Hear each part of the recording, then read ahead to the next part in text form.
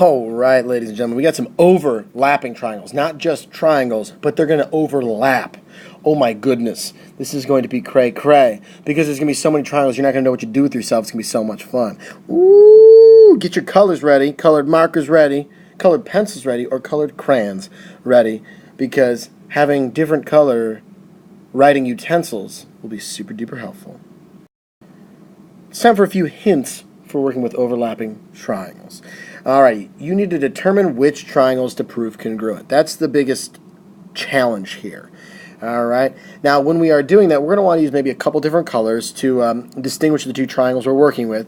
You may want to draw them separately, and you may end up having to draw these things several times or outline triangles several times. So don't be discouraged if you do have to do it a couple times. Alright, I'm going to show you a few of these tips in action on this first proof.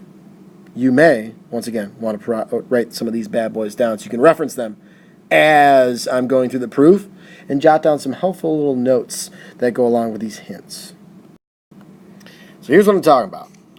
We got a big old triangle, ACD, and we've got like multiple other triangles going on in here, okay? So we got to figure out which triangles to prove congruent. That's our like first checkpoint here, okay? Like when we were going beyond CPCTC, we wanted to figure out which triangles prove congruent. Well, oftentimes we only had two triangles we're working with. Here I've got a lot. So I like to look at my conclusion first, okay? So I'm looking at, we got BC, which is this side here, and I've got ED. Okay. So whichever triangles I pick need to have those two sides, right? So I've got a couple options here. I've got BCF and EDF, or maybe it's BCD and EDC. Make sure you do those triangle congruent statements in the correct order. Now, do you have any others? Well, this triangle here and this triangle here, well, although these sides are kind of part of it, they're not a whole side, so I'm going to avoid those two. And I mean, really, that's about pretty much everything, all the triangles I can work with here. So let's see what kind of given information we have, and maybe that'll point us in the right direction. I've got angle 1 is congruent to angle 3.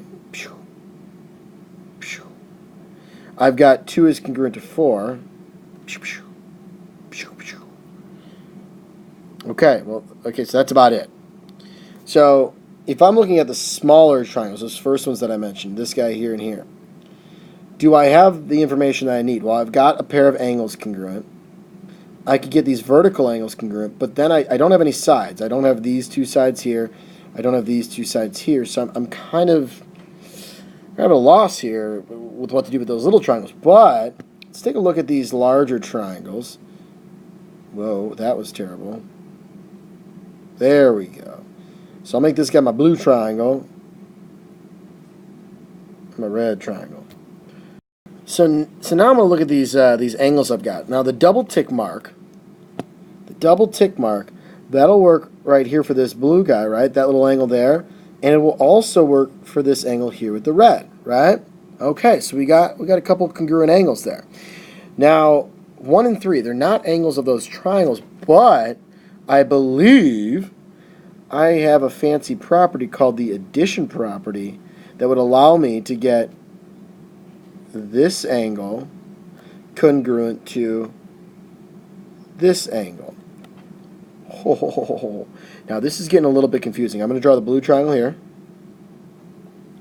So this is where I've got the 2 tick marks. This is where I've got the 1 with the extra tick in there. Then my red triangle, I've got the 1 and I've got this guy. Now, you might be thinking to yourself, well, Mr. Allen, check this out. I've got this side right here congruent to itself by reflexive. You're absolutely correct. Look at what we have here. We got angle, side, angle happening. I can get these two triangles congruent. And if I get these two triangles congruent, I can more importantly get this segment congruent to that segment by CPCTC. Awesome. So ladies and gentlemen, I think we're ready to rock and roll on this bad boy here. We're ready to write it up. Let's get our given going. Okay. Now the brain work starts. Oh, man. Let's see here. We got a couple things that we needed to deal with. One, we had that reflexive property. I feel like that's always easy to forget. So let's say CD is congruent to itself.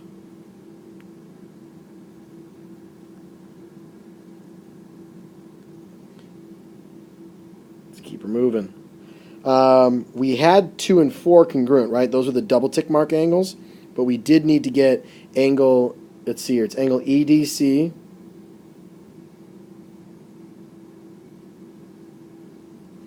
And then BCD.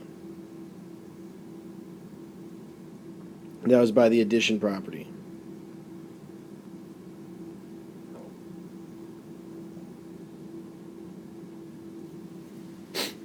Okay, so I've got angle side angle. I'm ready to rock and roll on these 2 triangles, right? Now we got to be careful with our triangle congruent statements. We got triangle BCD.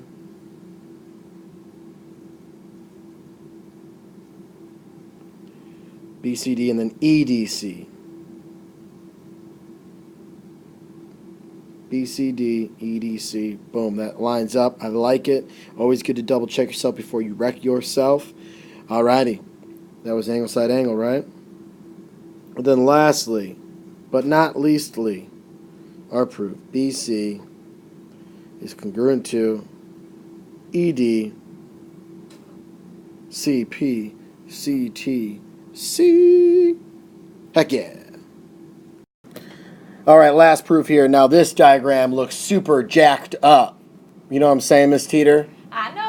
Miss Teeter's in the building again as I'm occupying the yearbook space, which is one of the only quiet spaces I can find 3rd hour. So that's why I'm here.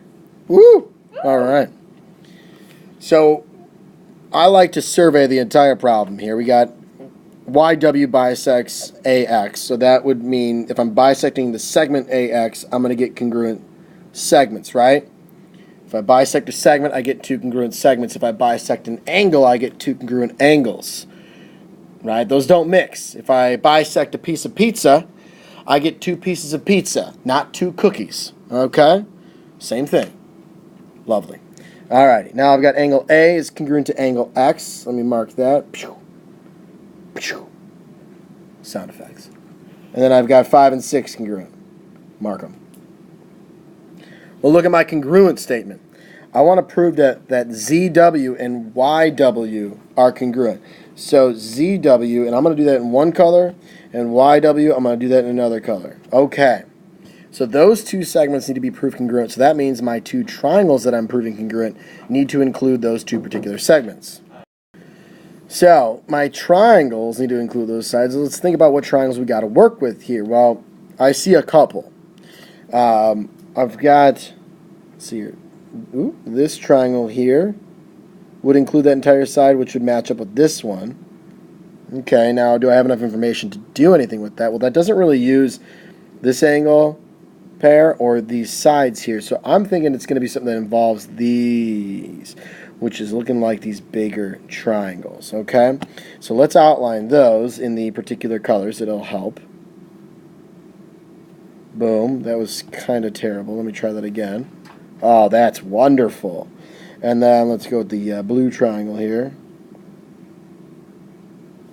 Lovely. So look at that. I've already got a pair of segments on those triangles and a pair of angles on those triangles congruent. However, looks like I might need to use 5 and 6. How am I going to do that, though? I've got that angle between 5 and 6. That's the same angle, right? You know, if it's that angle, ZWY, if I were to add that angle to both 5 and 6, I'd get 2 bigger congruent angles, right? That's the addition property. Pew, blue, pew, red. Oh my goodness, once again, we have angle, side angle, proving these 2 red and blue triangles congruent. And once I get those, CPCTC, baby, woo woo! America. Let's write it up. Everybody's favorite step, the given. Let's make sure that we can go beyond that, you know, when we're on quizzes and tests. Otherwise, Mr. Allen knows you clueless, and you might not be watching these videos. Alrighty, so we got A and X were already congruent. We need to say that AW is congruent to WX, and why was that? Definition, bisect. Heck yeah. Splitting it in half. Two congruent pieces. Let's see here. Ooh. Angle AWY is congruent to angle XWZ. That was by our addition property, right? Add prop. America. Freedom. So I've got my angles from the given. I've got my two segments after I did the bisecting, and I've got two more angles from the addition property. I've got my angle side angle. We're ready to rock and roll on this proving of triangles. So let's go with triangle AWY is congruent to triangle XWZ, and that will line up. There are other ways of writing those two triangles, but you just have to make sure once you write down that first one, the second one matches. Lovely. Alrighty. Triangle got a little bit of too much crisscross going up top. Crisscross applesauce. We're ready for our CPCTC action. Proof time. Proof? There it is. Lovely. My goodness, that is just a beautiful proof right there.